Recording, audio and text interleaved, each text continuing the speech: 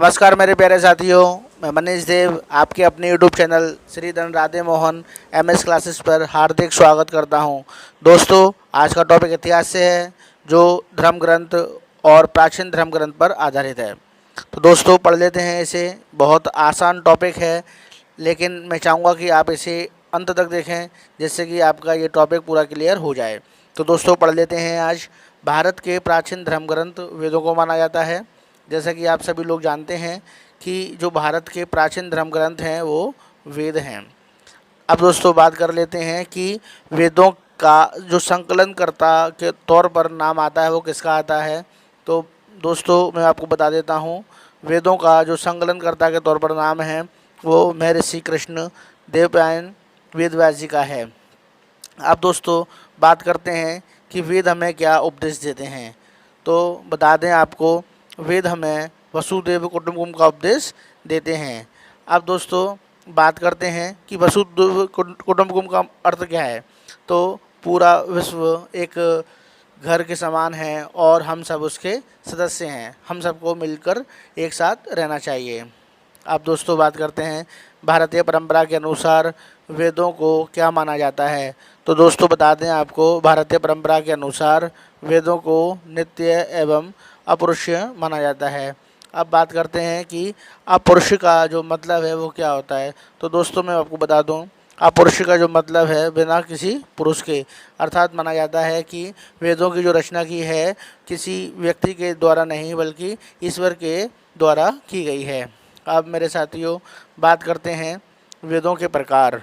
तो दोस्तों, बता दूं मैं आपको, वेदों के 4 प्रकार होते हैं। Number 1 Rigveda, number 2 Yajurveda, number 3 Samaveda, number 4 Atharvaveda. अब दोस्तों, बात कर लेते हैं, बहुत इंपॉर्टेंट टॉपिक है, संहिता क्या होती है। संहिता से आप क्या समझते हैं।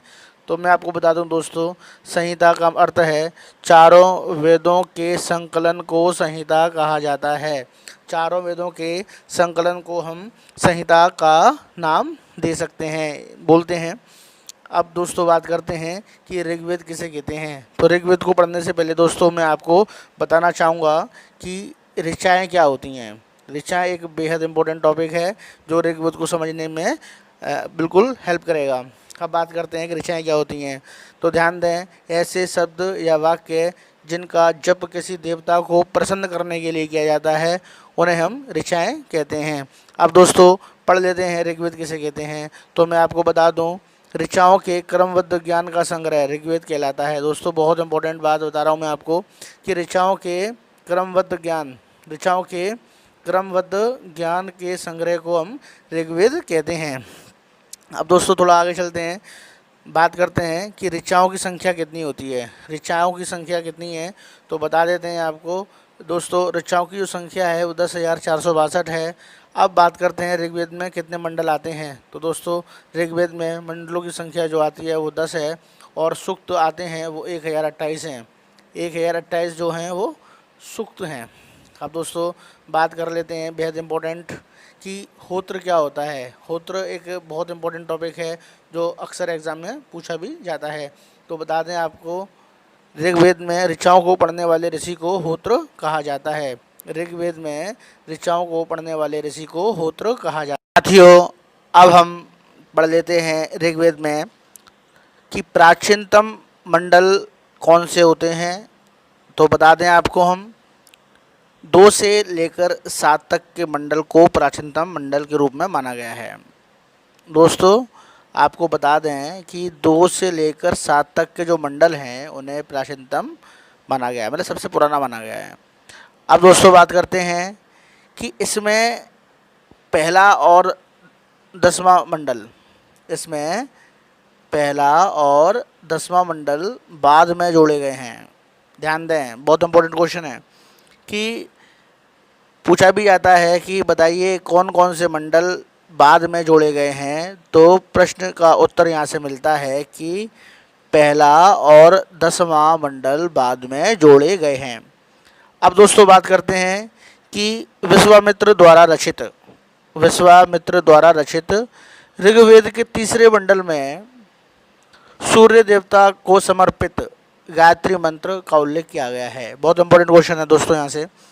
विश्वामित्र के द्वारा रचित, पहली बात। दूसरा, ऋग्वेद के तीसरे मंडल में, तीसरा मंडल विश्वामित्र के द्वारा रचित तीसरे मंडल में सूर्य देवता को समर्पित, सूर्य देवता को समर्पित, सूर्य देव को समर्पित गायत्री मंत्र का उच्चारण किया गया है, या कह सकते हैं उल्लेख किया गया है। दोस्तों, बेहद इंपॉर्टेंट क्वेश्चन है और काफ़ी बार एग्जाम में पूछा भी गया है कि बताइए कि विश्वामित्र द्वारा रचित ऋग्वेद के तीसरे मंडल में सूर्य देवता को समर्पित कौन सा मंत्र है, तो वो मंत्र गायत्री मंत्र के तौर पर माना जाता है। बहुत इंपॉर्टेंट क्वेश्चन है दोस्तों, ध्यान दें। अब बात करते हैं कि ऋग्वेद के 9वें मंडल में किस देवता का उल्लेख किया गया है, तो बेहद जानकारी रोचक है कि इसके 9वें मंडल में देवता सोम देवता का उल्लेख किया गया है। ध्यान दें, सोम देवता का उल्लेख 9वें मंडल में मिलता है। बहुत इंपॉर्टेंट क्वेश्चन है यहाँ से। अब आगे चलते हैं कि इसके 8वें मंडल की हस्तलिखित रचनाओं को क्या कहते हैं।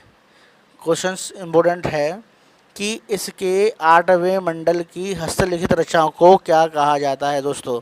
तो बता दूं मैं आपको, ऋग्वेद में जो भी हस्तलिखित ऋचाएँ हैं वो 8वें मंडल में हैं और 8वें मंडल में उनको खिल कहा जाता है। काफ़ी इम्पोर्टेंट क्वेश्चन बनता है यहाँ से दोस्तों कि 8वें मंडल, ऋग्वेद के 8वें मंडल की हस्तलिखित ऋचाओं को हम क्या कहते हैं, तो हम उन्हें खिल के तौर पर जानते हैं। अब दोस्तों बात करते हैं ऋक संहिता का विभाजन कैसे हुआ। तो बता दें आपको 2 प्रकार से हुआ है ऋक संहिता का विभाजन। अब बात करते हैं वो कौन कौन से 2 प्रकार हैं। तो पहला प्रकार है अष्टक क्रम, पहला प्रकार है अष्टक क्रम, और दूसरा प्रकार अभी आपको हम बता देते हैं वो है मंडल क्रम। तो दोस्तों अभी हम आपको पहले पढ़ा देते हैं कि अष्टक क्रम क्या होता है। तो देखिए, अष्टक क्रम जैसा कि नाम से जानकारी मिल रही है कि ये 8 अष्टकों में बटा हुआ होता है। पहली बात, इसमें 8 अष्टक होते हैं। दूसरी बात कि एक अष्टक में 8 अध्याय होते हैं। पहली बात, 8 अष्टक होते हैं।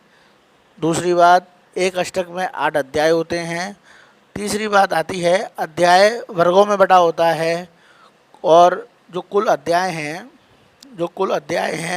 वो 64 हैं और वर्गों की संख्या 2006 है। काफ़ी इम्पोर्टेंट क्वेश्चन है यहाँ से। ठीक है दोस्तों, अब आगे चलते हैं कि मंडल क्रम क्या होता है। मंडल क्रम, ध्यान दें, ये मंडल 10 भागों में बटा हुआ है।